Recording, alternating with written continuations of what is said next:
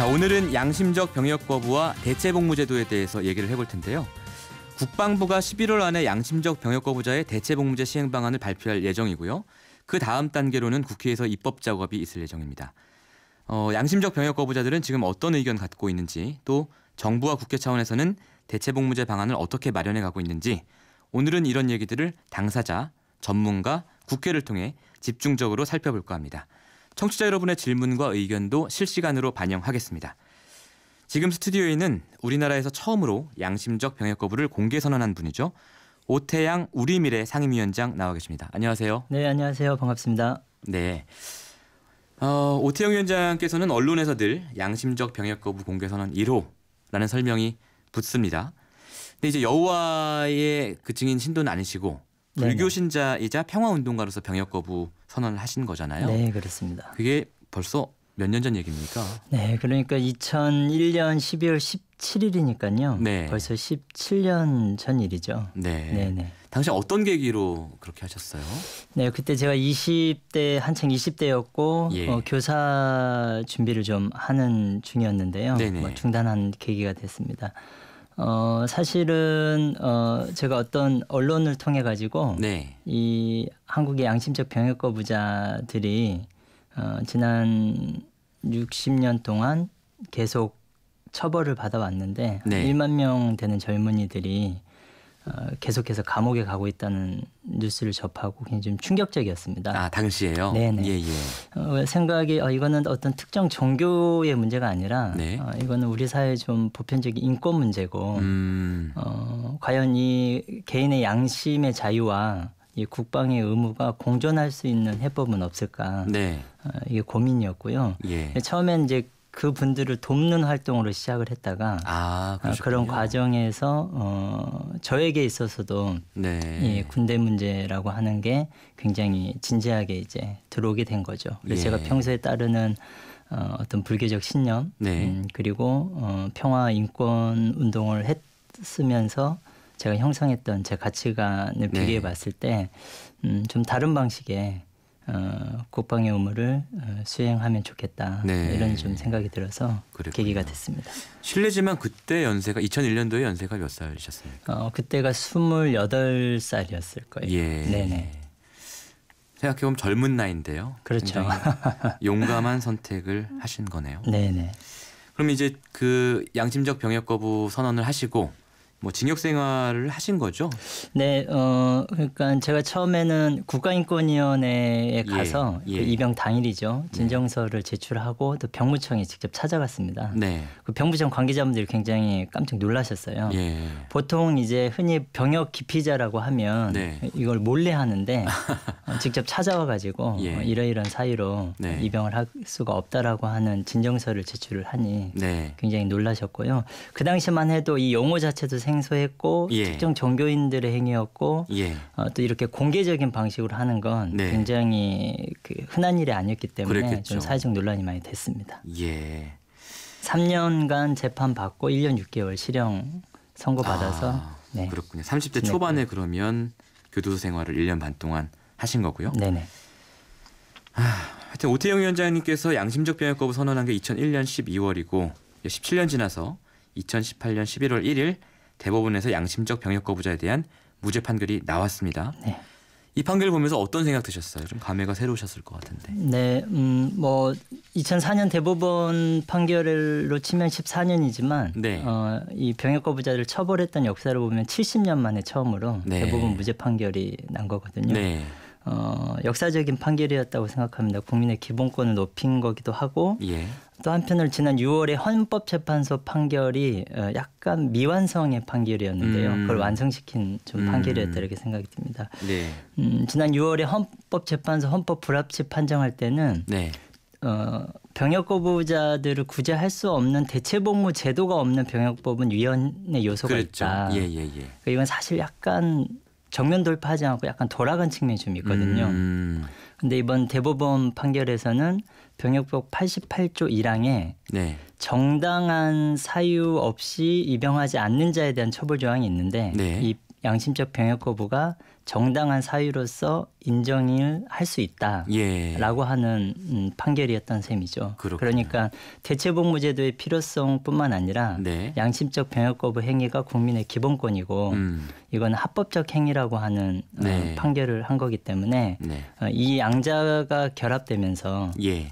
좀 완성되었다. 저는 예. 이렇게 보여집니다. 그러니까 매우 진일보한 판결이었다라고 네. 평가를 하시는 거고요. 근데 이제 저희 일반인들이나 저희 청취자분들이 보시기에는 양심적 병역 거부를 하겠습니다라고 했을 때 네. 이 양심이 뭔가 그리고 이게 양심이냐 아니면 그냥 병역 기피냐 이런 의문을 제기하시는 분들이 많거든요. 이걸 어떻게 가려낼 수 있을 것인지. 네. 오태영 위원장께서 생각하시는 양심적 병역 거부의 양심이라는 게 뭡니까? 네, 특히 한국에서 이 용어에 대한 논란과 거부감이 좀 많은데요. 예. 제가 조금 예를 들면 설명을 드리면 가령 일제 강점기에 신사참배나 창씨 개명을 강요할 때 네. 거부하는 사람들 있지 않습니까? 예. 그리고 과거 군부 독재 시절에 민주화 운동을 하는 분들이 사상 전향을 강요받았을 때 네. 그걸 거부하는 것. 네. 또는 뭐 가령 5.18 민주화운동 때 시민들에게 발포 명령이 있었을 때 네. 어떤 군인들 중에 그걸 거부하는 행위 예. 이런 게 모두 자기 양심 즉 신념에 따르는 행위라고 볼 수 있거든요. 네. 양심이라고 하는 건 법률적 학술적인 용어입니다. 네. 어떤 맞고 틀리다 또는 도덕적이냐 비도덕적이냐 이런 기준이 아니라 그러니까 양심 우리가 흔히 얘기하는 그렇죠. 양심 비양심이 아니다 이 말씀이시죠? 그렇죠. 자기 내면의 진지한 소리고 그거를 내면에서 형성하고 표현하고 행위할 수 있는 자유를 네. 헌법의 기본권으로 명시하고 있는데 네. 이 자유가 국방의 의무와 충돌하면서 생기는 문제라는 거죠. 보통 신념, 뭐 사상, 네. 가치관 이렇게 네. 번역을 해도 괜찮습니다. 신념에 따른 병역 거부, 네네. 사상이나 가치관에 따른 병역 거부 이렇게 네네. 해도 사실은 지장이 없다는 건데 네, 용어가 양심이라는 용어로 굳어졌다는 말씀. 네 그렇습니다. 이시군요. 네. 자, 그리고 이제 저희가 양심적 병역 거부 이야기는 좀 이따 이어갈 거고요. 네네. 앞으로 또 중요한 과제가 저희 양심적 병역 거부자 대체 복무 문제이지 않습니까? 네. 그래서 이제 국방부가 8월부터요. 이 헌재 판결 이후부터죠. 실무 추진단 자문위원회 꾸려서 정부 차원의 시행 방안을 만들고 있거든요. 여기서 잠깐 이 국방부 자문위원회에서 활동 중인 전문가와 이야기를 한번 나눠보겠습니다. 노동일 경희대 법학전문대학원 교수 연결돼 있습니다. 교수님 안녕하세요. 네, 안녕하세요. 네, 교수님. 지금 이 자문위원회에서 활동 중이시잖아요. 네네. 그래서 지금 언론에서 보도되는 내용이 맞는지 한번 확인을 부탁드릴 텐데요. 언론에서 보도되는 내용을 보면 36개월 동안 교도소 같은 교정시설에서 전원 합숙을 한다. 뭐 이런 안이 유력하다고 합니다. 이 내용이 맞습니까? 아니면 다른 유력한 안이 또 있습니까? 먼저 말씀드려야 할 게 제가 무슨 위원회 공식 견해를 말씀드리거나 네. 예, 정부의 이제 공식 견해를 말씀드리는 건 아니고요. 예. 현재까지 제가 알고 있는 개인적인 생각 말씀드리라는 걸 먼저 말씀드릴게요. 알겠습니다. 네, 현재로서는 이제 법안을 다듬어가는 과정인데 그동안 굉장히 여러 차례 뭐 논쟁들이 있었고 논의들이 있었고요. 네. 위원회 내부에서도. 네네. 현재로서는 일단 36개월 그리고 교도소 복무 네. 뭐 이런 것으로 일단은 정리가 되는 것 같긴 한데요. 아, 그렇군요. 뭐 아직은 이제 뭐 확정된 안은 아니라고 이렇게 말씀드릴 수가 있습니다. 네. 다만 유력한 것은 사실이군요, 이 안이. 그렇습니다. 네. 예. 이제 세 가지 쟁점이 있을 것 같은데요. 첫째는 복무 기간에 관한 얘기고요. 둘째는 이제 어떤 분야에 복무할 것이냐. 셋째는 심사를 어떻게 할 것이냐. 뭐 이렇게 세 가지 쟁점이 있는 것 같습니다, 교수님. 네네. 먼저 이제 첫 번째 쟁점, 복무 기간을 어떻게 할 거냐. 이걸 놓고 이제 국회에서도 뭐 의견 차이가 큰데요. 국방부와 자문단은 육군 기준으로 2배, 36개월 정도가 제일 합리적이다 이렇게 판단을 하고 계신 건가요, 지금? 아니 그것도 이제 내위원 내부에서 전체 의견이 모아지지 않아서. 아, 그렇습니까? 예. 이제 그래서 아직 좀 정부 국방부가 네. 자문위원단 안을 확실하게 발표하지 않는 걸로 그렇게 못하는 그렇군요. 걸로 알고 있고요. 예. 일단은 이제 27개월을 주장하시는 분들도 아직 있습니다. 아, 그렇군요. 그리고 이제 36개월을 주장하시는 분들도 있고요. 예. 그러니까 이제 어느 것이 꼭 이 경우에는 이제 뭐 맞다 틀리다 이렇게 얘기할 수는 없는 거고요. 예. 뭐 27개월을 주장하시는 분들은 이제 앞으로 육군 복무 기간이 이제 18개월로 줄어드니까 예. 그에 대해서 이제 1.5배면 적당하다. 네. 그리고 뭐 유엔이나 이런 그에서도 1.5배를 넘으면 징벌적이다 이렇게 얘기하고 있다. 이런 걸 논거로 들고 있고요. 예. 36개월을 주장하시는 분들은 아무래도 이게 처음 도입되는 것이고 네. 또 상당히 사회 일각에서 아직도 이제 양심에 따른 병역 거부에 대해서 네. 조금은 좀 거부감도 있고 예. 받아들이지 못하는 부분도 있으니까 네. 일단 제도의 안착, 제도에 무리 없는 도입이 제일 중요하다.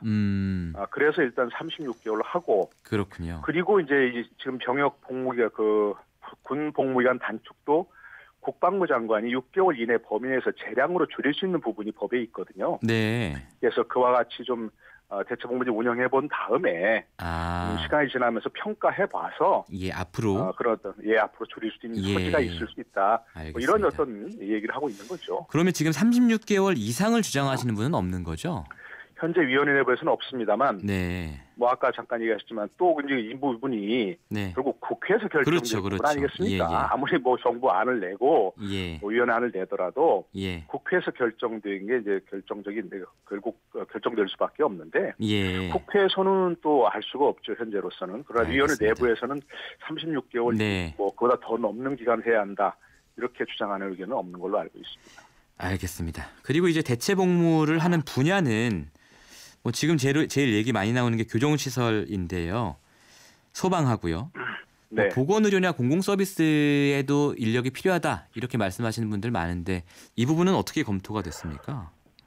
그런 여러 가지 다양한 분야를 처음에 많이 검토했었습니다. 예. 지금 이제 뭐 보건 중증 환자들을 돌보는 시설이라든지 뭐 이런 데도 필요하지 않느냐, 또 소방 시설에도 인력이 부족하지 않느냐. 네.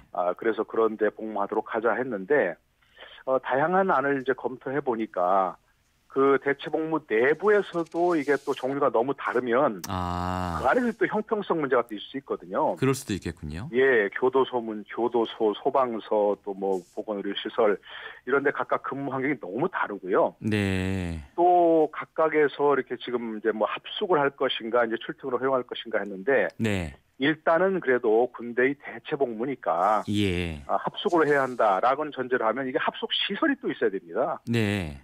그런데 이제 다른 시설들에서는 이렇게 사람들을 모아서 대체 복무자들을 합숙시킬 수 있는 그런 시설도 부족하다.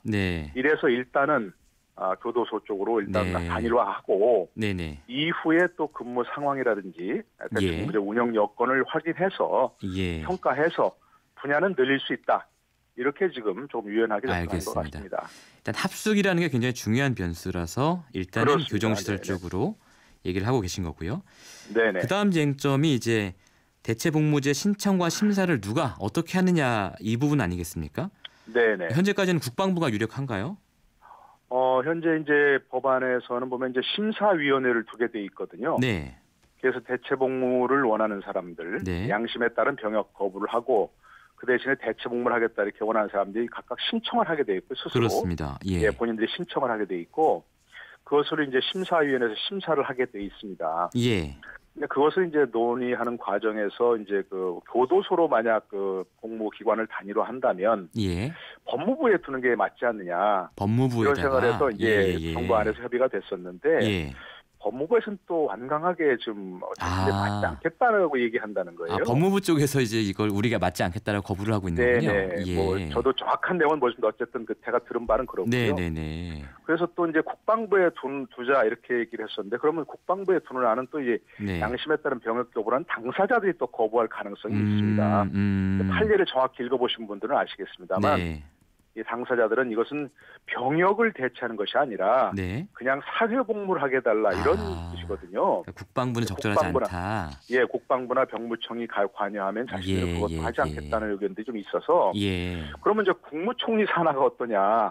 뭐 그 어느 쪽도 맡기가 어렵다면 이런 안이 있었는데 또 그것도 국무총리실에서 난색을 표했다 그래요. 그래요? 아직은 이제 확정돼 있지는 않지만 결국 이 문제를 다루는 국방부 산하에 둘 수밖에 없지 않겠는가 하는 쪽으로 모아지는 것 같습니다. 심사위원회를 그렇게 두는 걸로. 그렇군요. 선생님 마지막으로요. 저희 양심적 병역 거부라는 용어 이 부분에 대해서는 좀 어떻게 생각하시나요? 좀 바꿔야 될 필요가 있다고 보세요? 네, 그렇습니다. 제가 지금 말씀드린데 저는 양심적 병역 거부라고 하지 않았고요. 양심에 따른 병역 거부라고 했지 않습니까? 지금 법안에도 네네. 예, 양심에 따른 대체복무 그렇게 지금 용어를 정의하고 있습니다. 그렇군요. 아까 이제 사회자께서 네. 대법원 판결 이런 걸 인용하실 때 예. 대법원 판결에서도 그렇고 헌재 결정에서도 일부러 그런 얘기를 했거든요. 이 용어 양심이라고 하는 것은 네. 착한 마음, 선한 마음이 아니고 그렇습니다. 예, 자신의 윤리적 어떤 세계관, 가치관에 따른 네. 결단이다. 예. 이렇게 얘기하고 있기 때문에 이것을 양심적이라고 할 때 또 우리말 어법상 약간 좀 다른 느낌이 들잖아요. 양심적이라면 무슨 뭐 착한 마음이 착하다는 얘기야 이렇게 하니까. 네. 양심에 따른 병역 거부, 양심에 따른 대체복무 네. 이렇게 지금 용어는 정리되어 있습니다. 잘 알겠습니다, 교수님. 오늘 말씀 감사합니다. 네, 고맙습니다. 네, 지금까지 노동일 경희대 법학전문대학원 교수 얘기 들어봤고요. 유 위원장님 말씀 들으셨죠? 네. 대체복무제 시행 방안에 대해서 지금 정부안을 여러 가지로 말씀을 해주셨는데요. 어떻습니까? 이 병역 거부자들은 어느 정도가 합리적인 대체복무 방안이라고 지금 생각하고 있나요? 국제 기준이 있습니다. 가이드안이 있는데요. 네. 세 가지가 핵심입니다. 그러니까 대전제는 형평성을 맞추되 징벌적 성격이어서는 절대 안 된다. 이건 기본권이기 때문에. 네. 그래서 현역 병무병의 1.5배 이내여야 된다. 그 이상이 되면 이건 징벌적이라고 판단할 수밖에 없다. 27개월 이내군요. 그러면. 네네. 예. 그다음에 두 번째는 법무 분야가 그 병역 거부자들의 신념에 반하는 분야에서는 안 된다. 그러니까 네. 좀 다양해야 된다는 거죠. 단일해서는 안 되고요. 세 번째는 비군사 분야를 관장하는 영역의 심사기구여야 된다. 그러니까 민간 기구여야 된다는 거죠. 예. 그걸 심사하는 과정에서 네. 그럼 모종의 좀 그 불합리성이 좀 있을 수 있기 때문에. 근데 이 국방부안은 이 세 가지 모든 면에서 그러니까요. 국제 기준에 못 미치는 네. 성격 플러스 2007년도에 국방부에서 대체복무 법안을 마련을 했는데요. 예. 2007년도에요? 네, 노무현 정부 때죠. 그때에 비해서도 한참 후퇴한 아닙니까? 후퇴한 아니라고 볼 수 있습니다. 예. 또 국회에 지금 발의된 법안에서도 네. 상당히 많이 후퇴했고요. 네, 그렇군요. 이제 여론에서는 사실은 네네. 이렇게 생각할 수도 있을 것 같거든요. 대체복무제를 허용해 주는 것만 해도 좀 말하자면 그럴 수 있죠. 예, 감지덕지인데 네네. 아니 그것도 대체복무제를 두고 이렇게 까다롭게 구느냐 뭐 이렇게 볼 수도 있을 것 같거든요. 네네. 어떻게 보세요? 첫째는 이 대체복무 제도가 한국에 예. 없는 게 아니라 예. 현재 그 대한민국 국군 창설 이래 병역제도 하에 다양한 분야가 있습니다. 네. 공익근무요원, 산업기능요원 이게 다 네. 대체복무 분야거든요. 네. 그렇기 때문에 한국은 굉장히 유연한 병역제도를 가지고 있기 때문에 이미 가지고 있다. 있고 예. 여기에 종사하는 인구가 벌써 25에서 30만 정도 됩니다. 네. 굉장히 광범위한 거죠. 네. 그래서 충분히 유연하게 수용이 가능하다. 예. 그리고 이제 중요한 건 형평성은 맞추되 징벌적 성격을 갖지 않는데 네. 이거를 지금 군복무 환경이 좀 열악하다고 해서 네. 그거에 맞춰서 더 고생하라는 방식의 하향 평준화는 군복무자나 병역거부자나 모두에게 이익이 되지 않는 방식이라고 생각합니다. 네. 제가 주장하는 건 상향 평준화해야 된다. 이 기회에 네네. 군복무자의 복무 여건도 좀 상향시키자. 네네. 이런 그리고, 주장이시군요. 네, 다른 나라에서 보면 대체복무제도를 도입하는 과정에서 네. 군복무 여건이 굉장히 개선되는 또 네. 효과를 가져오고 있는 사례가 많이 있습니다. 알겠습니다. 네. 지금 청취자분들이 많은 문자 보내주고 계신데요. 0493번님, 양심적 병역 거부자들의 대체 복무는 적어도 현역보단 어렵고 남들이 꺼려하는 수준이어야 양심을 확인할 수 있을 것 같아요. 4950번님은 좀 걱정이 되네요. 양심적 병역 거부를 악용하려는 사람들이 생겨나지 않을까요? 저희 아들도 종교를 믿으라고 하면 될까요? 군대 가려는 사람이 몇 명이나 될까요? 이런 걱정의 의견을 많이 보내주고 계십니다. 자, 이런 걱정에 대해서 어떻게 보세요? 네, 충분히 걱정하실 수 있는 부분이라고 네. 생각이 들고 저희 나라뿐만 아니라 세계 모든 나라에서 네. 대체복무제를 도입할 때 이런 우려의 여론이 있었습니다. 예. 하지만 막상 시행이 됐을 때 네. 이게 안보나 병역제도의 근간을 흔드는 방식으로 네. 우려가 현실화된 사례는 전혀 없고요. 그렇군요. 어떤 것도 보고된 적이 없습니다. 예. 그리고 가까운 대만에서는 20년 전에 시행을 했는데 네. 오히려 그 사회적 효과가 굉장히 좋아서 네. 국방부에서 앞장서서 이 대체복무제도를 확산하고 더 적극적으로 추진했거든요. 네, 알겠습니다. 마지막으로 저희 이 용어에 대한 얘기를 다시 한번 말씀드리고 싶은데요. 양심에 따른 병역 거부 이 용어를 써야 된다고 아까 노동일 교수님 말씀해 주셨어요. 네. 여기에 동의하시는 편인가요? 네, 동의합니다. 저희 20년 전에 이 사회적인 활동을 처음 시작했을 때도 네. 약간 오해가 많기 때문에 예. 양심에 따른 병역 거부 혹은 예. 신념에 따른 병역 거부 이렇게 좀 하려고 했는데 네. 이게 워낙 법률적으로 학술적으로 예. 통용되는 용어다 보니까 굳어져 버렸군요. 네네. 그러니까. 이게 아무리 해도 바뀌지는 않더라고요. 예. 앞으로는 좀 그런 것도 필요할 것 같습니다. 네, 저희 청취자분들도 양심이라는 단어를 아예 빼서 얘기해야 네. 되지 않냐. 방금 말씀하신 것처럼 네네. 신념이나 사상에 따른 병역 거부 이런 용어도 좋겠다. 이런 말씀을 하셨습니다. 지금까지 2001년 국내에서 처음으로 양심적 병역 거부를 선언했던 오태양 우리미래 상임위원장과 양심적 병역 거부 무죄 판결 그리고 대체복무제에 관한 이야기 나눠봤습니다. 오늘 말씀 감사합니다. 네, 감사합니다. 평일 아침 7시 20분 시민보의 시선 집중.